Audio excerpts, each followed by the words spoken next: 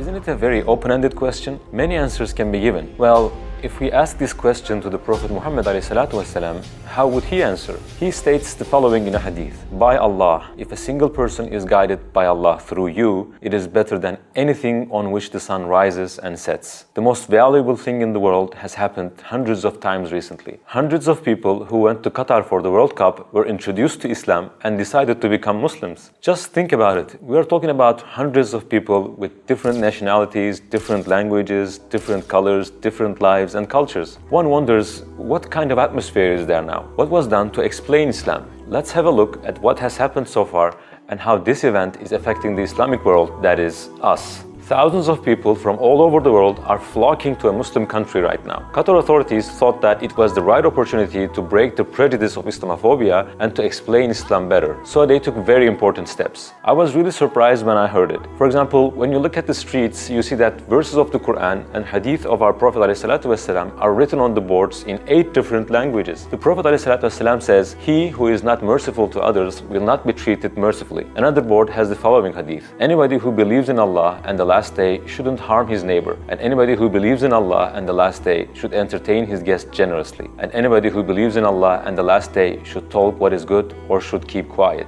Just think about it. Maybe a person has heard many false information about Islam throughout his life. Don't you think his perspective on Islam would change after seeing these? What else? For example, this photo. Suppose that you came here as well and you're about to sit in your seat in the stand with excitement just before the start of the match, and you see these bags on your seat. They have put pamphlets explaining Islam, the Quran, in 8 different languages, and they are put on every seat in this stand. Don't you think it's a great step to spark an interest in people? Imagine how beneficial it could be. For example, what you see now is a QR code. I don't know if it will open if you scan it from the screen with your phone now, but they are found on the streets and at the entrances of mosques. Someone who knows very little about Islam or someone who knows wrong things about our religion can access content that gives information about Islam in more than 30 languages by scanning this QR code. But suppose that a person didn't want to scan it, or he had special questions he wanted to ask. They solved it like this. 2,000 men and women who speak many languages and who are trained in this field were assigned for this. Anyone who wants can talk to them and ask their questions. In other words, they are working very hard to save the eternal life of the people who went there by enabling them to get to know about Islam more closely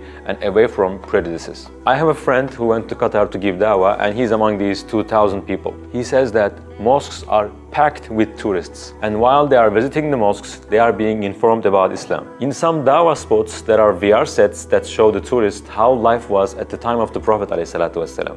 Of course, since a big organization such as the World Cup is in question, the things that are happening there are discussed and broadcast in many different places. You must have seen this image. Morgan Freeman's dialogue with the young man reading the Quran at the opening ceremony of the World Cup was talked about a lot. Scenes to be remembered in the world history took place, and as we said at the beginning, hundreds of people accepted Islam. Hundreds of people who were able to realize the purpose of life and find the truth.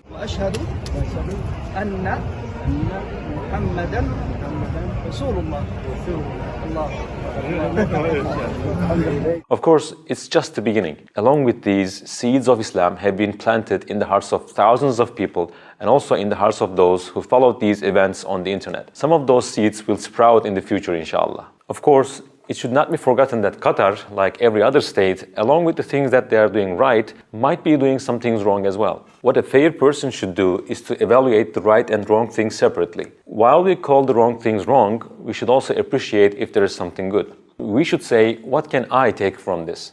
There's a well-known saying, history repeats itself. That is, it's not the first time in history that some people get to know Islam well and they become Muslims in multitudes because of it. Numerous examples of it have been seen throughout the 1400-year history of Islam. So, what exactly is the secret of it?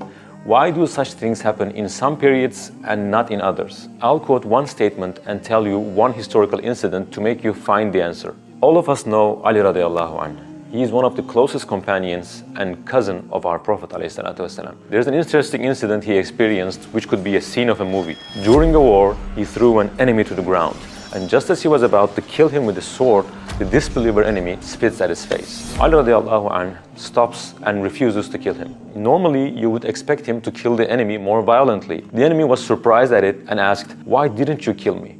He answered, "I was going to kill you for the sake of Allah. But when you spat at me, I became angry. My ikhlas, my sincerity was harmed because now my nafs, my ego was involved in it. That's why I didn't kill you. The enemy said, my goal was to make you enraged so that you would kill me quickly. Since your religion is so pure, it is the true religion. And he becomes Muslim. It's really strange. Shall we connect this incident with our topic? You might be thinking to yourself, good things are done so that some people can get to know Islam well and become a Muslim. So what can I do to become a part of it? I'm someone who lives an ordinary life, who sits at home or goes to work or school.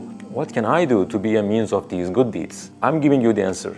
You don't need to do much. You don't have to buy a ticket and go to another country and try to explain something to someone all day long, know everything, etc. You don't have to do all of these things. All you have to do is this. Practice Islam with your actions and represent your religion in the way you carry yourself. Reflect Islam like a mirror in your daily life. Bediüzzaman Said Nursi, one of the great scholars of Islamic history, says this in one of his speeches. If we show true Islam and the honesty and truthfulness that befits Islam, the non-Muslims will enter Islam in huge groups. As if he answers the question of how Islam can spread to the world. To show true Islam and the truthfulness that is worthy of Islam. That is the secret. We say things with our tongues and we say things with our attitudes and actions. Which one is more effective? Attitudes and actions, right? For example, if a father who smokes says, son, don't smoke, to what extent can he affect his son? Or if someone who doesn't make salah says, salah is a very good thing, you must definitely perform it. It will be funny if the person he is talking to knows that he doesn't perform his prayers, right? Because his actions don't match what he does. Islam is an abstract thing,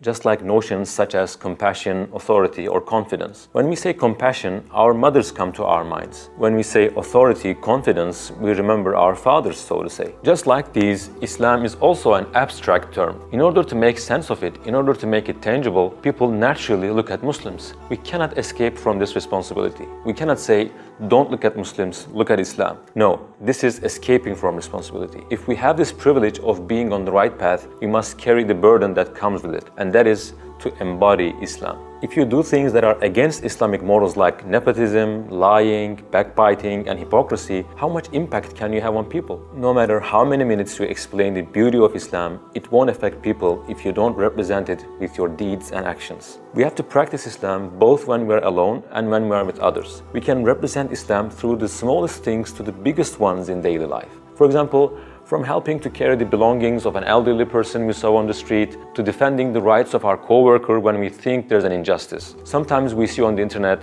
someone loses his wallet, his money, and another person finds it and gives it to its owner. It is hard to come across such people nowadays, isn't it? But if you do it and they ask you, why did you do that? You could have kept it and no one would have known it. You can answer, I did it so because of my religion.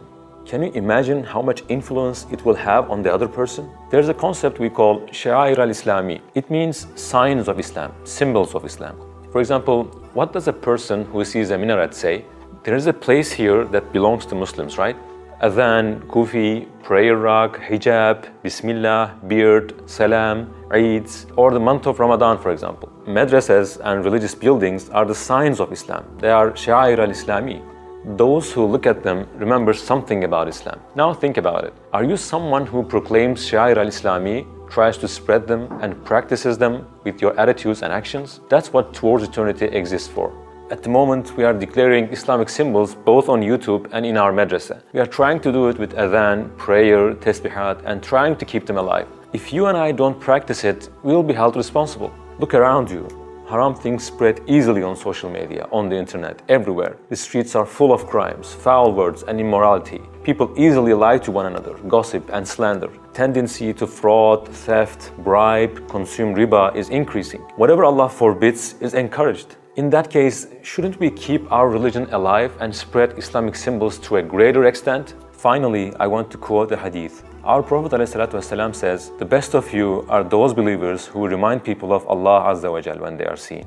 The one who reminds people of Allah when they are seen. Now think about it, my dear brother, sister. What do you remind people of when you are seen?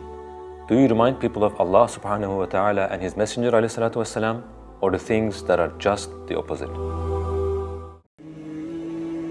O Sagrado Alcorão é a palavra literal de Deus, que é o único Deus.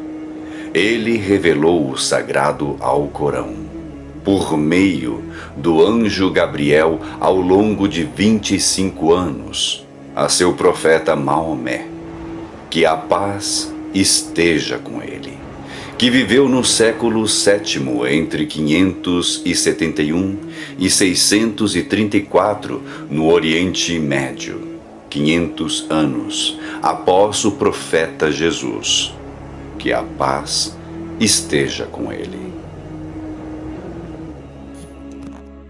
Todo o louvor é para Deus, que é o Rei de todos os que reivindicar soberania, o único que tem o direito de legislar por suas criaturas.